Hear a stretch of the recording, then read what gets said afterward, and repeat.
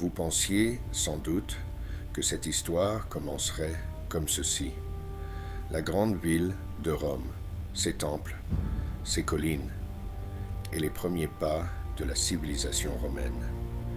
Mais en vérité, l'origine de Rome se trouve dans des racines bien plus lointaines dans le temps et aussi dans l'espace. Pour comprendre l'origine de Rome, il faut quitter l'Italie, traverser la mer Adriatique et regarder vers l'est. Là se dressait autrefois une cité légendaire, Troie. Mais nous ne la découvrons pas dans sa gloire.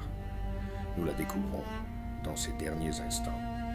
Après 10 longues années de guerre, les armées grecques ont finalement pénétré dans la ville. Les maisons brûlent, les temples sont pillés, et la grande cité de Troie disparaît dans les flammes. Pourtant, au milieu du chaos, quelques survivants parviennent à fuir, selon l'historien romain Tite Live. L'un d'eux est le noble troyen Anténor.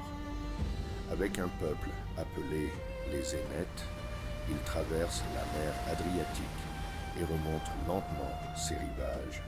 Là, au fond du golfe, il fonde un nouveau peuple, les Vénètes, les ancêtres des habitants de cette région, où naîtra bien plus tard la ville de Venise. Mais un autre survivant de Troie porte un destin bien plus grand. Son nom est Énée.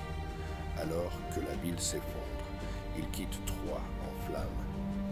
Sur ses épaules repose son vieux père, Anchise, et à ses côtés marche son jeune fils, Ascagne, derrière eux, une cité en train de mourir. Ainsi commence, selon Tite Live, l'histoire la plus ancienne de Rome.